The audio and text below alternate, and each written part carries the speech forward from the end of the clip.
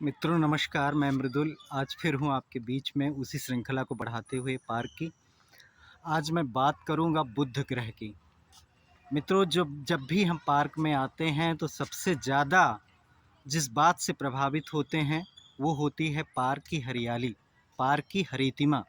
जो भी हरे हरे पेड़ होते हैं, हरे भरे पौधे होते हैं, वो सब पार्क में हरे तत्व का प्रतिनिधित्व करते हैं और वो तत्व होता है बुद्ध ग्रह।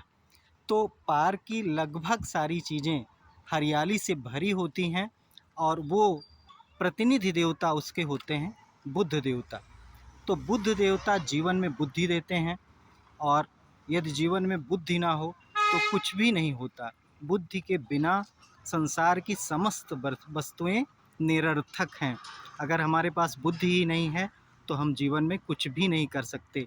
यदि हमें सफलता चाहिए तो भी बुद्धि की आवश्यकता है, पढ़ाई लिखाई के लिए भी बुद्धि की आवश्यकता है, जीवन में कुछ भी करने के लिए, जीवन को सहज ढंग से चलाने के लिए बुद्धि की आवश्यकता पड़ती ही है।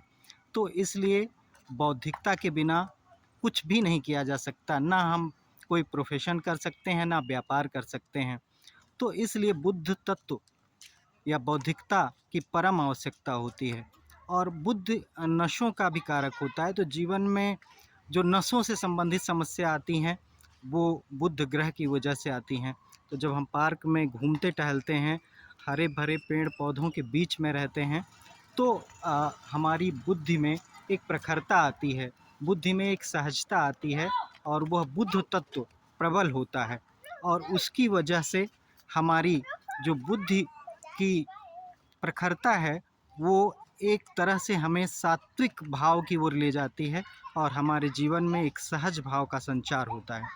तो इसलिए जब भी हम पार्क में जाते हैं तो हरे भरे पेड़ पौधों की छाँव में एक तरह से हमारा बौद्धिक विकास होता है और उससे हमारा व्यापार हो या हमारी नौकरी हो या हम कुछ भी कर रहे हों, तो जहाँ भी बुद्धि की आवश्यकता पड़ती है उसमें हमें लाभ होता है।